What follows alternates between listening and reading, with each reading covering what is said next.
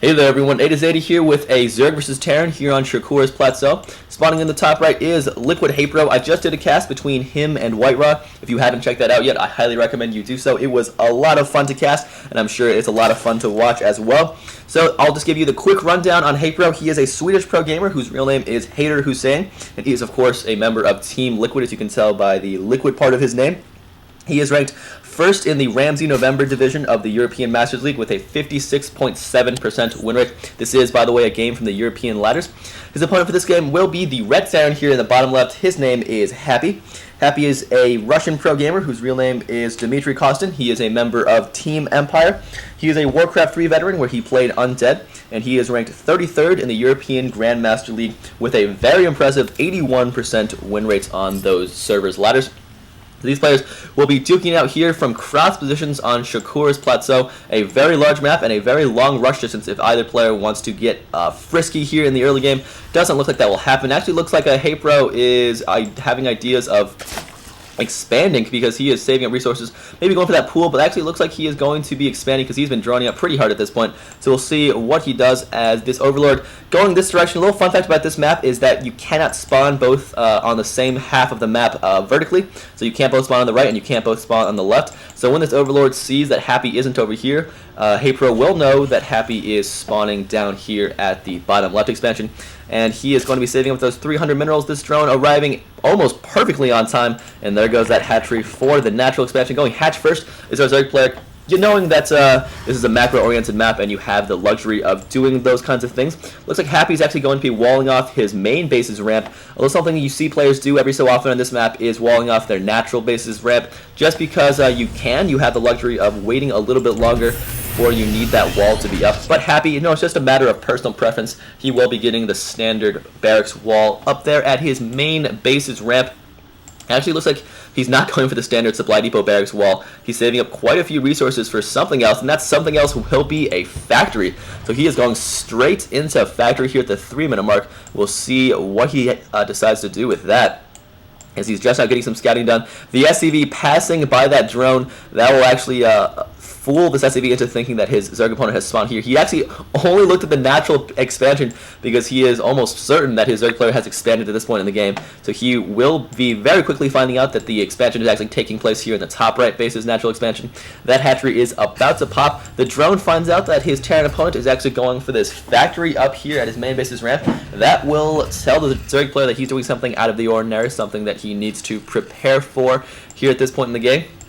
He does have his pool up, his expansion just now having popped. Looks like the SCV getting some full scouting information, only basically finding out that that is indeed an expansion. Looks like this drone, being a jerk, will get in the way of that factory. Oh, almost got in there for a second blocking run, but he has earned the full ire of 3 SCVs. That drone is going to die, but before it does, we'll be able to laugh all the way into the afterlife, actually surviving with 2 hit points, so it might be able to take one more attack before it dies. Hellion's going to be churned out of this reactor factory, so that drone surviving, of course, does alert the Zerg player to the fact that he is about to have Hellions in his face, spewing fire all over his drones.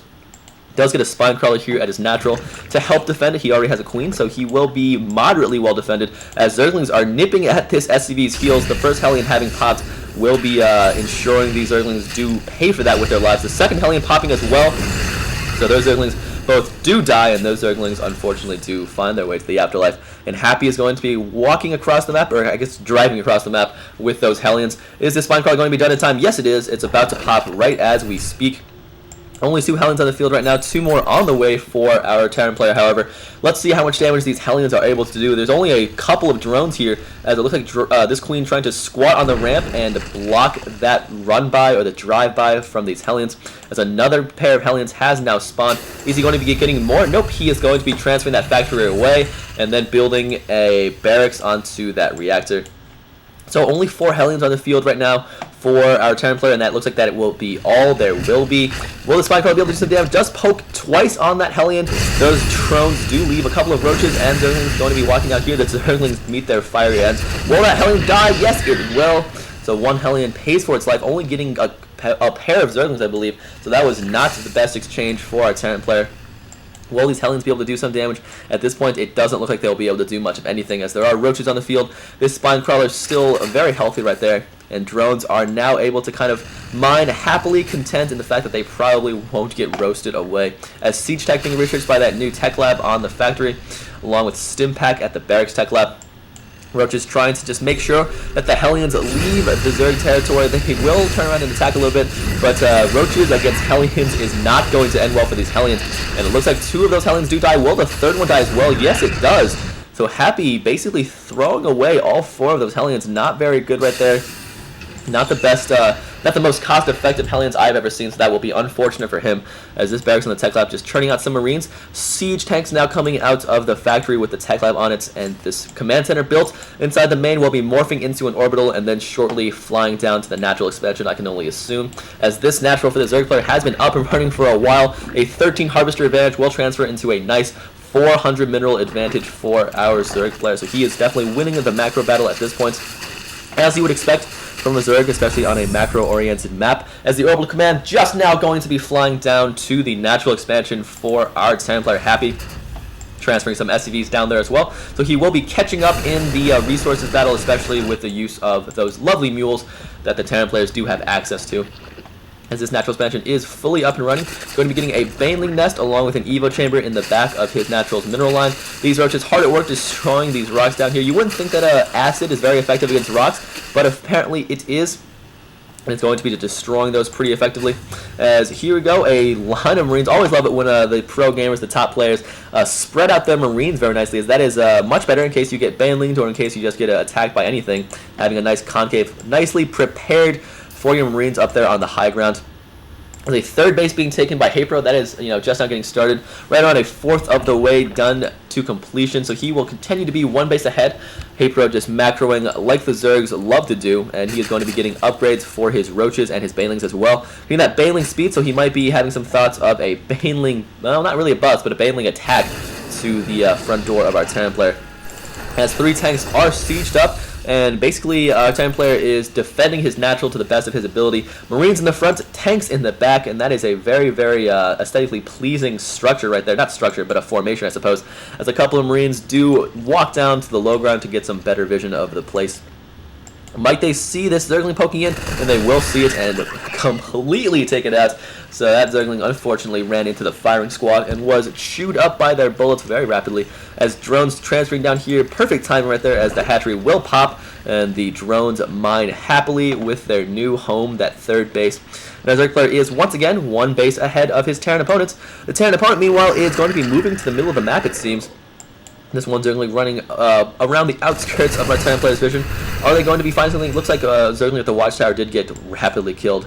So that Zergling, unfortunately, will phone back home and tell the Zerg player to prepare for this Terran composition, which is about 24 Marines along with 4 tanks and 1 medevac overhead, just for good measure. Going to be scanning here, going to be taking out a couple of creep timbers, but here comes the Zerg army. A few Zerglings along with about a dozen or so, actually only 9 Roaches. Let's see how this battle turns out. Tanks are going to be playing leapfrog now as they are sieged up right at the outskirts of the creep. Banelings running in here will actually all blow up on that tank, so not very effective, but this tank did get taken out down here as well. So it looks like the Zerg player's army does get eviscerated pretty rapidly down there, spending all of those Banelings on tanks, which is not something you want to do, but I suppose it is better than nothing, which might have been the alternative.